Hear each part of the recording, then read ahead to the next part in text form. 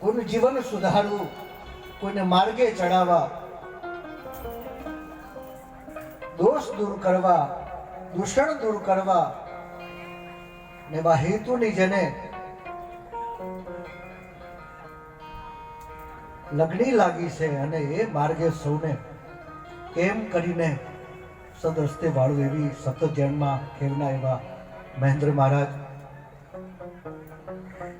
એમના આમંત્રણે માન આપી અને પધારેલા અનેક મહાપુરુષો, નિરાત પરંપરાના અનેક આચાર્યો એવા પરશુરામ બાપુ, અમારે હરદેપુરી બાપુ, મારા પાડોશી ભાર્ગવલાલજી મહારાજ, મહેન્દ્ર મહારાજે કહ્યું બહુ મોટી સંત ચેતના, ક્રાંતિકારી વિચારો સાથે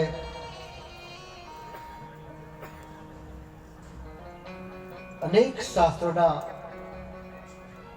અધ્યયન સાથે બહુ મોટું જેનું ચિંતન છે એવા જ્ઞાની પરમ વિદ્વાન એવા મારા સ્નેહી સ્વામી નિજાનંદ બાપુ,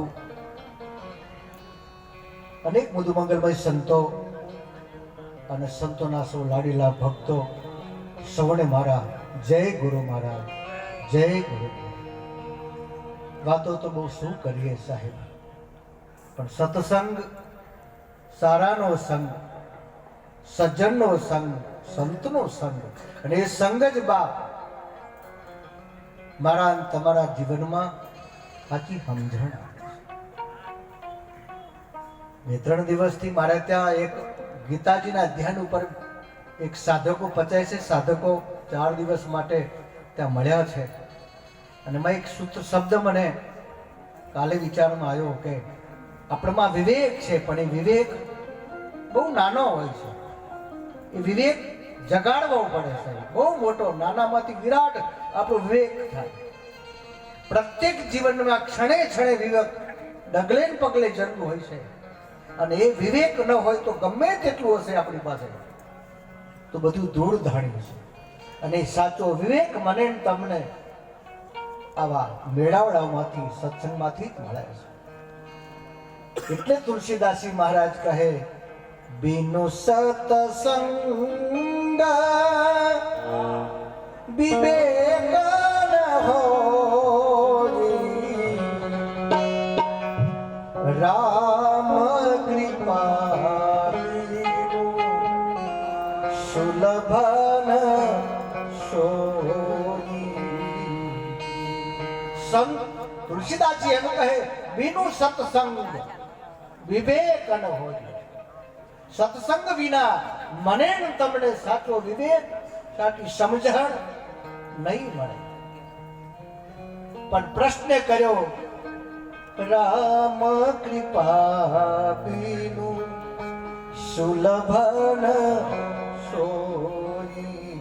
ઠાકોરજી કૃપા કરે, ભગવાન કૃપા કરે ત્યારે મને ને તમને કોઈ લાયક સંત મળે, અને જ્યારે લાયક સંત મળે ત્યારે મને ને તમને સાચો સત્સંગ મળે, અને સાચો સત્સંગ મળે ત્યારે મારા તમારા જીવનમાં સાચો વિવેક બાપ જન્મે.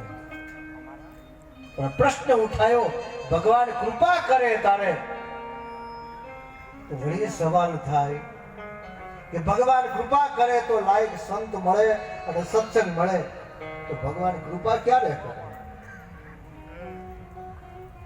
ભગવાન કૃપા અબ મોહી ભા ભરોસે હનુમંત,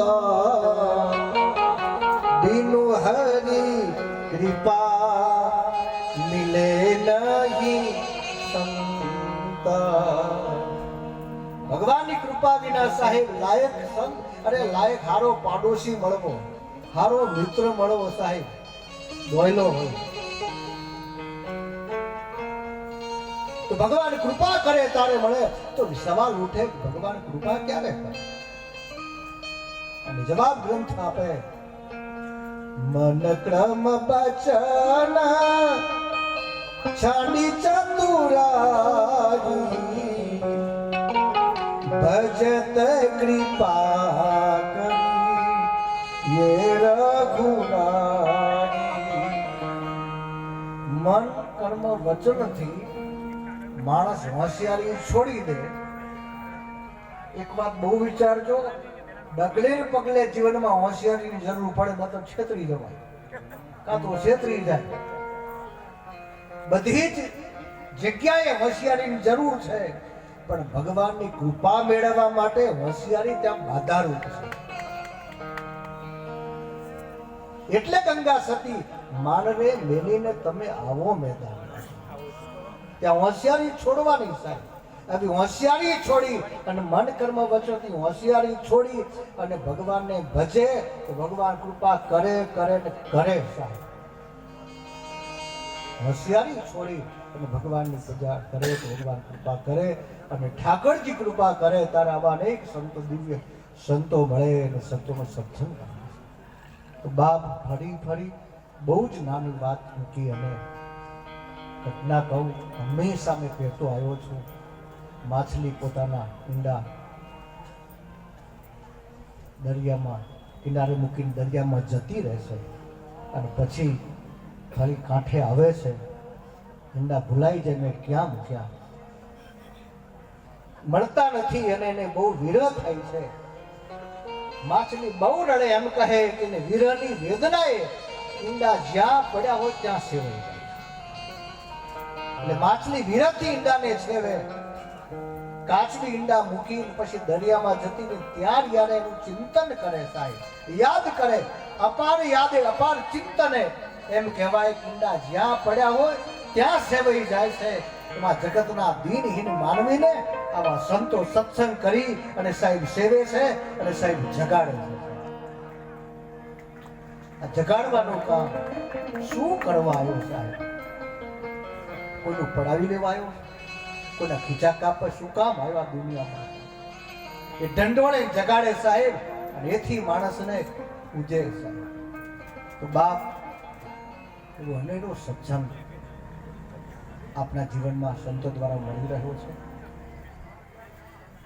અને સંગ કરવો સારાનો અને સારો સંગ મને તમને એમ પહોંચાડે. આજ મહેન્દ્ર મહારાજે અનેક સંતોનો સત્સંગ મળે એવા ભાવથી કરેલું આયોજન. એ ખણીનો ઘણા વખતથી મને આગ્રહ કરતા પણ મારી વ્યવસ્થા આવી નહોતો શકાય. આજ આવો આપ સૌના દર્શન કરવાનો અવસર મળ્યો. હું મારો રાજીપો વ્યક્ત કરું છું. સૌને મારા પ્રણામ. જય સિયારામ.